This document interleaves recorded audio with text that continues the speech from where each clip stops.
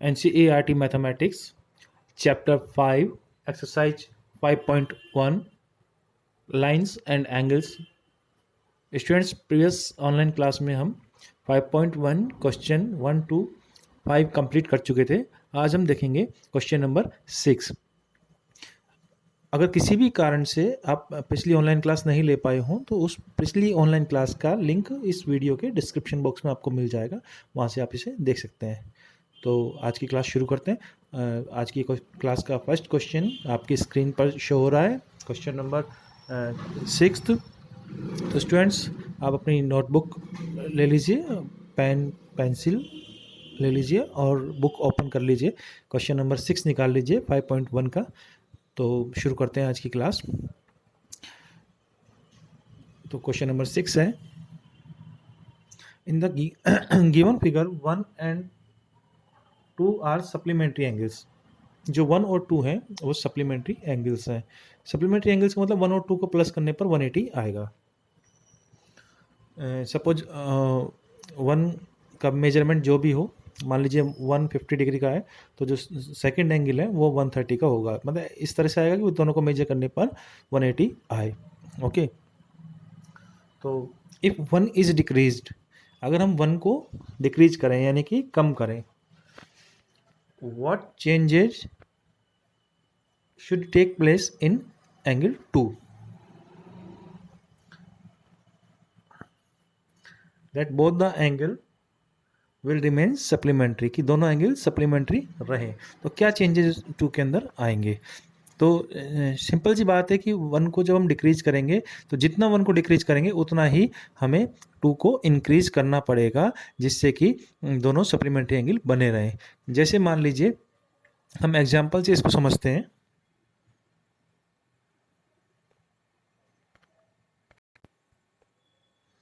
Suppose angle 1 जो है वो 100 डिग्री का है,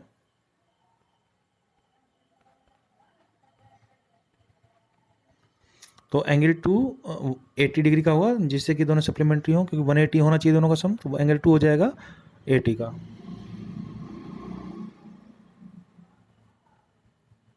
और दोनों का सम क्या हो गया? 180। ओके, तो अभी कह रहा है कि अगर हम 1 को डिक्रीज कर दें यानी 1 को घटाएं, कितना घटाएं? कितना भी घटाएं तो 2 पर क्या इफेक्ट पड़ेगा कि, और 2 पर 2 कितना हो जाना चाहिए ताकि वो दोनों सप्लीमेंट्री रहें। तो अगर मान लीजिए सपोज कीजिए आपने 1 को 10 डिग्री डिक्रीज कर दिया। जब 1 को 10 डिग्री डिक्रीज किया, -10 किया, तो 1 कितने का हो गया?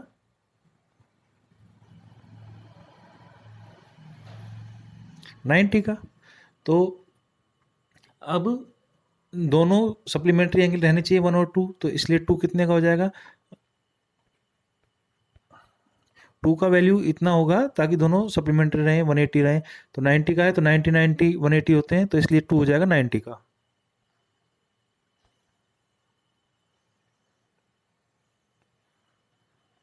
तभी तो ये दोनों प्लस होकर के 180 होंगे।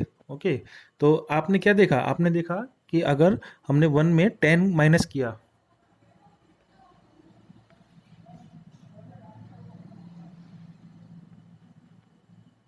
हमने 10 माइनस किया तो 2 में 10 प्लस हुआ, ताकि दोनों एंगल सप्लीमेंट्री बने रहें। तो यानी कि हम 1 में जितना माइनस करेंगे उतना 2 में हमें प्लस करना होगा। यही इसका आंसर है। इसको लिखने का तरीका आइए देखते हैं।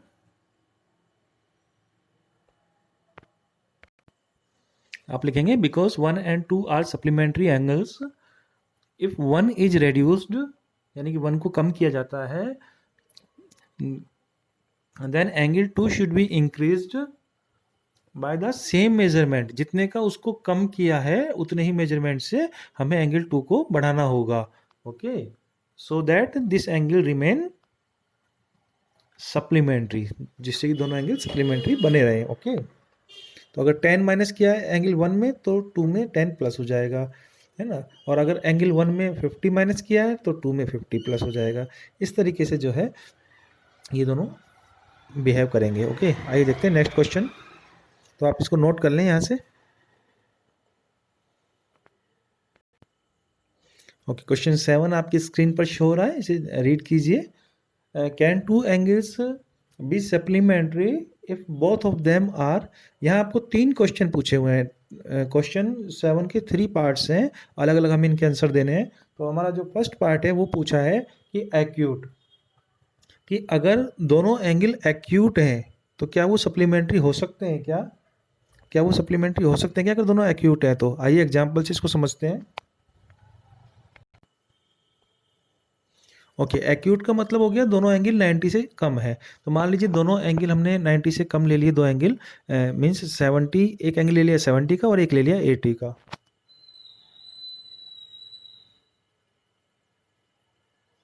दोनों एक्यूट एंगल ले लिए। ओके, और पेयर ले लेते हैं हम। मान लीजिए एक पेयर और ले लिया हमने एक्यूट एंगल का ही।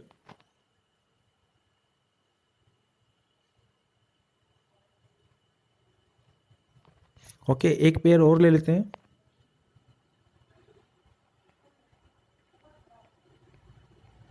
इस तरह से हमने 3 पेयर्स ले लिया एग्जाम्पल के तौर पर। ओके, तो क्या ये दोनों ये जो पेयर हैं सप्लीमेंट्री एंगल्स हैं क्या? आइए देखते हैं।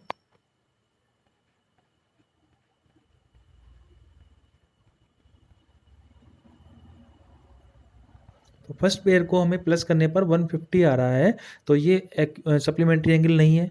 ठीक है, तो आना कितना चाहिए सप्लीमेंट्री एंगल के लिए? 180 आना चाहिए, तो ये सप्लीमेंट्री एंगल नहीं है।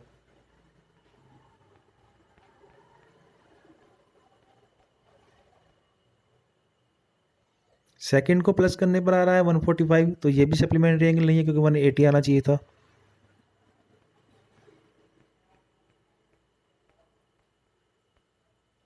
थर्ड पेयर को प्लस करने पर आ रहा है 120, तो ये भी सप्लीमेंट्री एंगल नहीं है।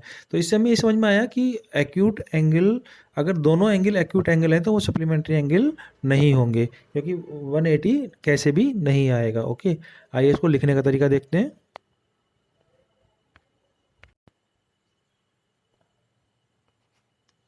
आप लिखेंगे no acute angle is always less than 90 degree, so they will not make the sum of 180 degree.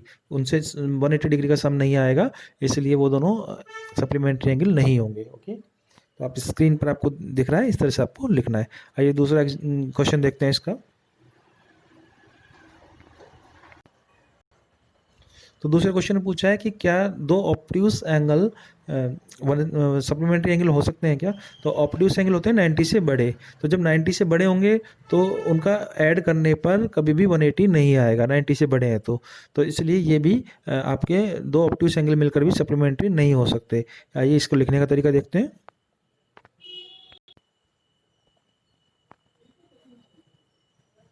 No obtuse angle is always greater than 90 degree, so they will not make the sum of 180 degree. तो उनसे 180 degree का सम नहीं आ सकता, क्योंकि मान लीजिए एक angle 90 से बड़ा है, दूसरा भी 90 से बड़ा है, तो उनको ऐड करने पर हमेशा 180 से ज़्यादा आएगा। तो इसलिए वो दोनों मिलकर के सप्लीमेंट्री एंगल नहीं बना सकते। आप लैंग्वेज स्क्रीन पर आपको शो हो रही है।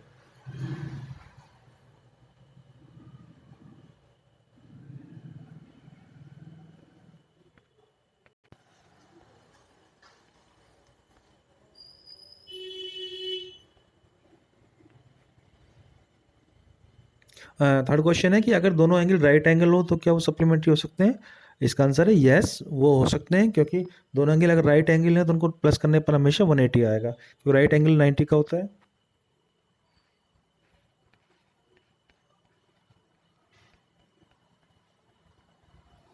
तो दोनों एंगल अगर राइट एंगल है तो उनको प्लस करने पर 180 आएगा, इसलिए वो दोनों सप्लीमेंट्री एंगल होंगे। तो जो जिन दो एंगल का सम 180 होता है वही सप्लीमेंट्री एंगल कहलाते हैं। तो इसलिए इसका फर्स्ट का जो आंसर था वो था नो, सेकंड का आंसर नो, थर्ड का यस। आइए देखते हैं नेक्स्ट क्वेश्चन। एक बार जो थर्ड क्वेश्चन है 7th का, इसकी लैंग्वेज देख लेते हैं किस तरह से आपको नोटबुक में लिखना है।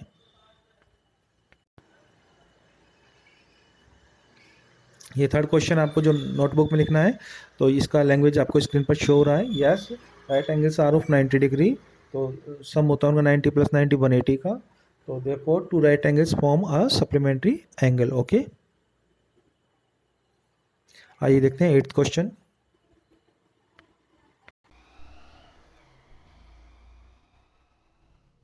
क्वेश्चन 8 है, an angle is greater than 45 degree.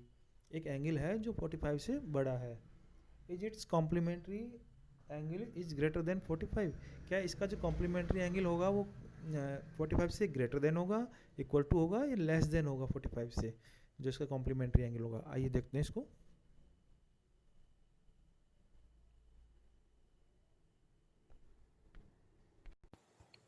Suppose हमें टू एंगल्स दिए हुए हैं ए एंड बी।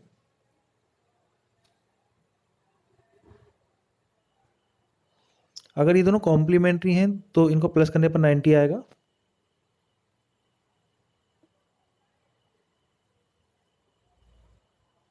ए को ट्रांसपोज करेंगे और RHS में ले जाएंगे तो माइनस का हो जाएगा।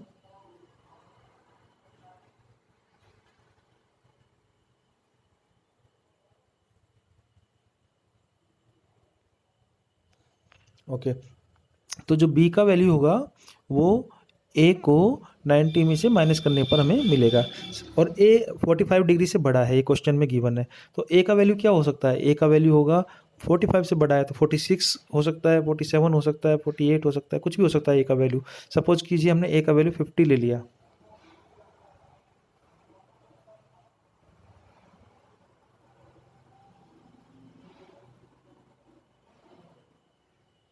तो बी का वैल्यू आएगा 40। तो आपने देखा कि क्योंकि ए हमेशा 45 से बड़ा ही हमें लेना है, क्वेश्चन में गिवन है ए का वैल्यू 45 से ग्रेटर देन है, तो जब उसको 90 में से माइनस करेंगे तो हमेशा 45 से कम ही नंबर हमें प्राप्त होगा। तो इसलिए बी का वैल्यू हमेशा 90 से कम ही, सॉरी 45 से कम ही प्राप्त होगा। तो इसका आंसर आएगा लेस देन 45। आप और भी एग्जांपल लेके देख सकते हैं। मान लीजिए आपने ए का वैल्यू ले लिया 45 से ग्रेटर देन कुछ भी ले लीजिए, मान लीजिए आपने ले लिया 46 ले लिया।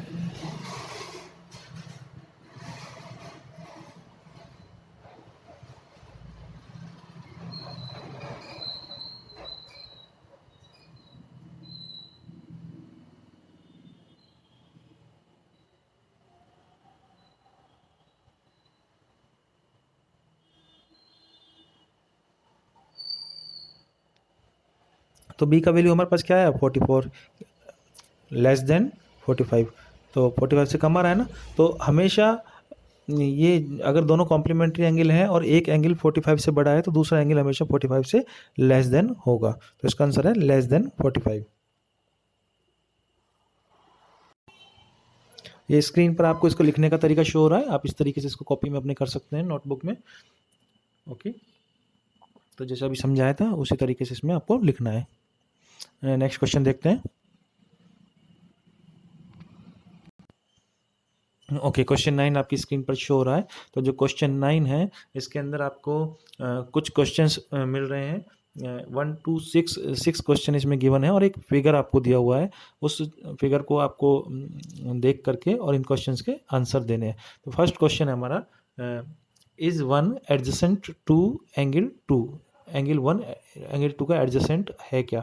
आइए देखते हैं, पहले फिगर में देखते हैं क्या दे रखा है।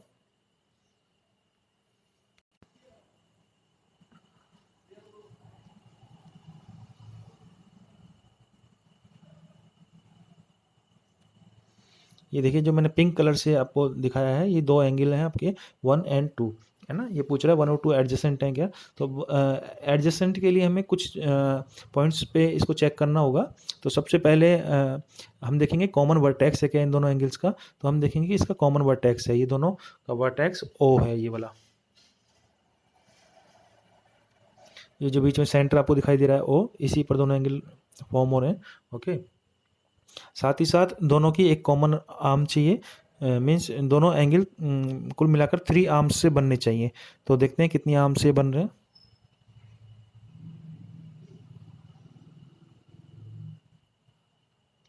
आप देखिए 1 और 2 एंगल जो है इनमें केवल ये 3 आर्म्स काम आ रही हैं।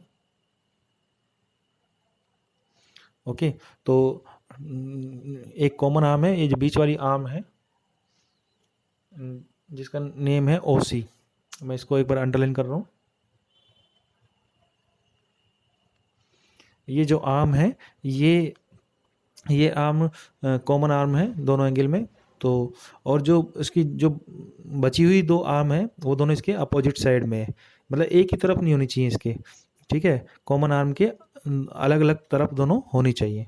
तो ये कॉमन आर्म जैसे इस तरफ है तो इसके एक आर्म इधर है और एक आर्म इधर है, ऐसे अपोजिट साइड में है दोनों इसके, है ना, अलग अलग तरफ है। तो इसलिए हम कह सकते हैं कि 1 और 2 दोनों एडजेसेंट एंगल हैं। Okay,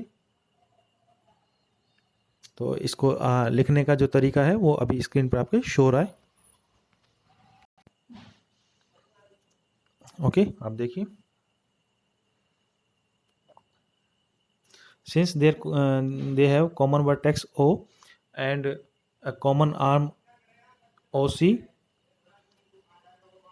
and the non common arm OA and OE are on either side of common arm, दोनों अलग अलग तरफ हैं, इसलिए ये दोनों एडजेसेंट एंगल होंगे 1 और 2। आइए देखते हैं नेक्स्ट क्वेश्चन इसका।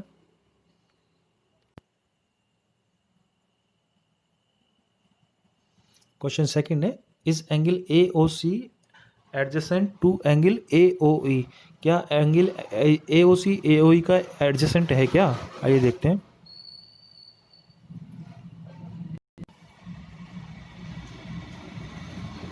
ए ओ सी और ए ओ ई को हमें चेक करना है।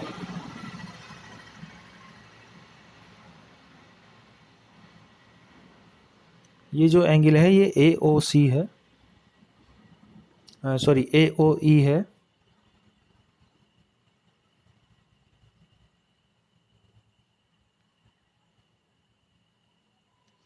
ये एंगल ए ओ ई है। ओके, सॉरी ए ओ सी है। तो ए ओ सी और ए ओ ई को हमें चेक करना है, तो कुछ पॉइंट्स पर इनके हम एडजेसेंट चेक करेंगे कि सबसे पहले इनका कॉमन वर्टेक्स है क्या। तो ये देखिए,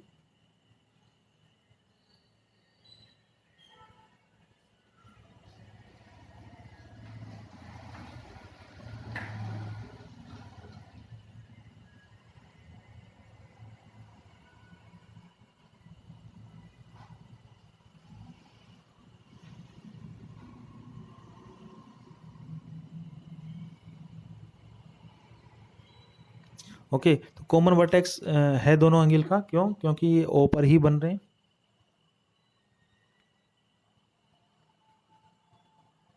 ये इनका वर्टेक्स है, कॉमन है दोनों एंगल में, यही काम आ रहा है। ओके, कॉमन आर्म है क्या? ए ओ सी और ए ओ ई में।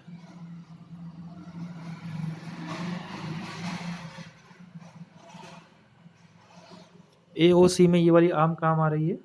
ओके, और यही आर्म ए ओ ई में भी काम आ रही है, यानी कि ओ ए आर्म जो है वो कॉमन है,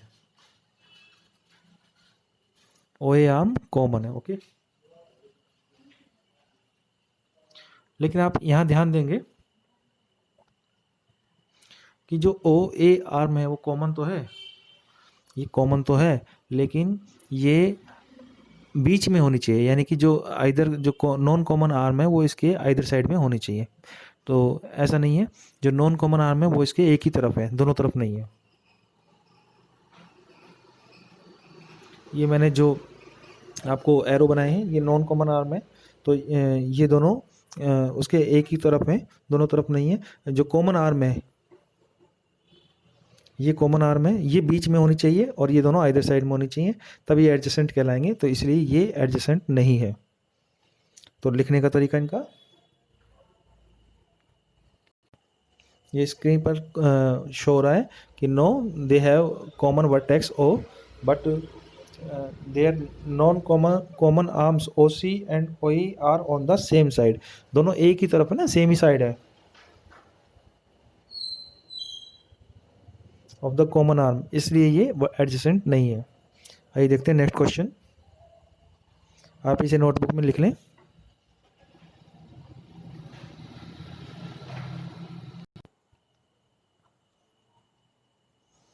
थर्ड है, do angle C O E and angle E O D form linear pair? क्या ये लीनियर पेयर बनाते हैं? आइए देखते हैं।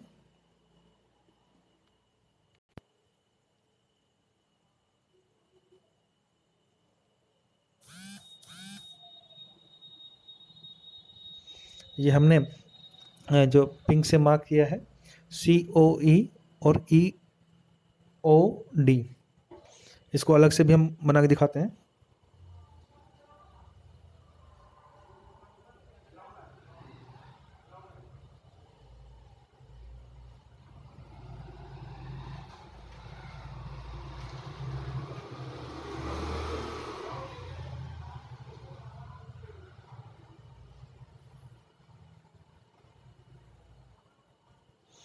तो ये आपसे पूछा जा रहा है कि सी ओ ई और ई ओ डी ये लीनियर पेयर है क्या? हाँ, तो ये लीनियर पेयर हैं। क्यों? क्योंकि एक तो इनका कॉमन वर्टेक्स है ओ,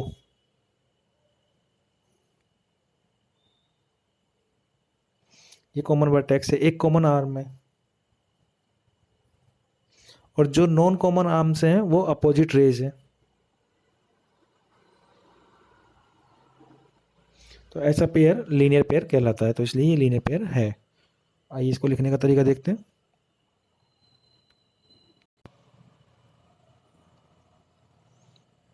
yes, since they have common vertex O, क्योंकि उनका कॉमन वर्टेक्स ओ है और उनकी कॉमन एक आर्म है ओ ई और अपोजिट रेज है, इसलिए ये लीनियर पेयर होंगे। तो ये आप नोट कर लें। आगे देखते हैं नेक्स्ट क्वेश्चन।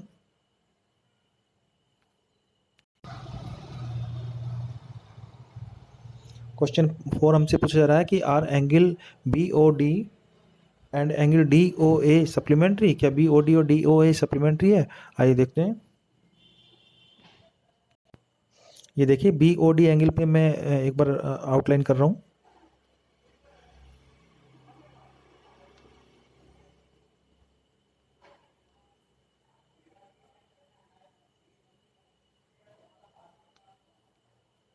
ये बी ओ डी एंगल है,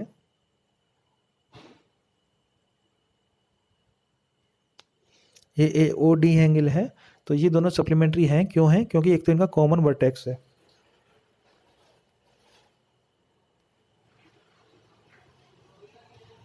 कॉमन वर्टेक्स ओ है, एक कॉमन आर्म है, ये कॉमन आर्म है, और जो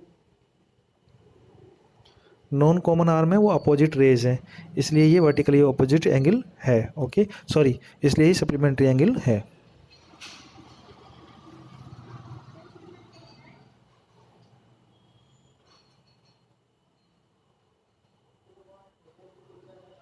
कॉमन वर्टेक्स ओ है, ओ डी कॉमन आर्म है जो दोनों एंगल में काम आ रही है,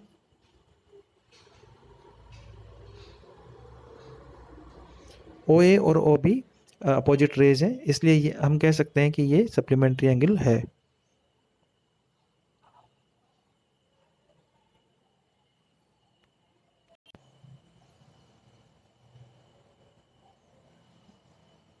ओके, क्वेश्चन 5 है इसका, 9th का। Is angle 1 vertically opposite to angle 4? क्या एंगल 1 जो है एंगल 4 के वर्टिकली अपोजिट है क्या?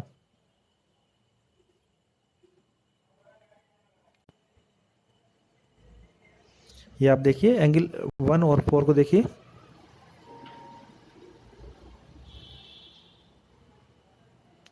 तो दो रे हैं A B and C D, इनसे 1 और 4 बन रहे हैं।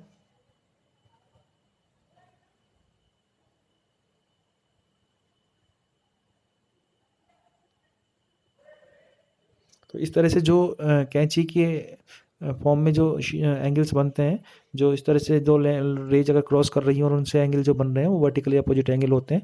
तो 1 और 4 वर्टिकली अपोजिट एंगल हैं। Okay, yes.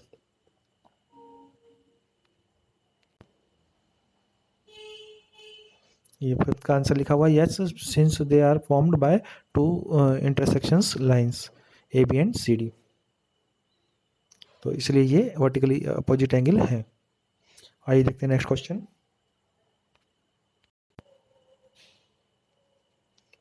Question number 9th का 6th question, last question of 9th question, और आज की क्लास का भी ये लास्ट क्वेश्चन है। तो ये इसमें हमसे कहा है कि बताइए एंगल 5 का वर्टिकली अपोजिट एंगल कौन सा होगा। तो आइए देखते हैं फिगर में कौन सा वर्टिकली अपोजिट एंगल होगा 5 का। ओके, ये देखिए इसमें ये एंगल 5 है जो ए बी और सी डी रे से बन रहा है।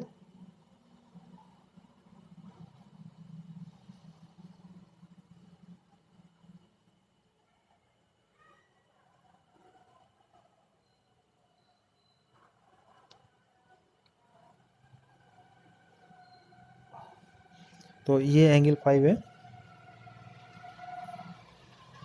ओके, तो इसी फिगर को मैंने साइड में ड्रा किया आपको समझाने के लिए। तो इसका वर्टिकली अपोजिट एंगल जो कैंची में जो एंगल बन रहा है वो होगा एंगल बी ओ सी या एंगल सी ओ बी? ये वाला एंगल सी ओ बी, यही इसका वर्टिकली अपोजिट एंगल होगा।